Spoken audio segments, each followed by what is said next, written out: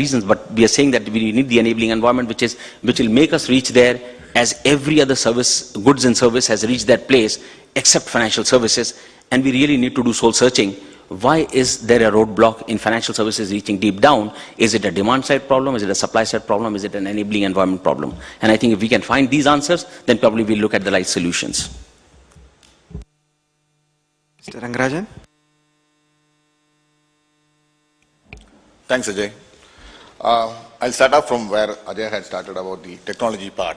It's a fact that yes, when NSE and NSDL were started, there were a lot of skeptics who believed that this would not happen in India. India will not be able to do it. But even if you travel abroad today, even in US, they are surprised at the way that things are cleared in India. So I think technology in India has reached a stage where it's accepted that technology will work. I think the challenge is going to be how do we use this to bring in the inclusion in the rural areas.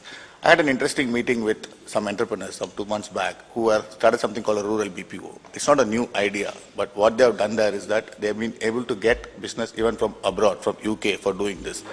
I think if we can use the technology which we have and start focusing on processing happening in these areas and these centers, one, it would reduce the cost. Second, it would also give employment and other opportunities for people in those areas. So the financial inclusion becomes more meaningful. Today we're talking about the NREG scheme, talking about earnings there and what do we do for inclusion of people. We are not addressing on how do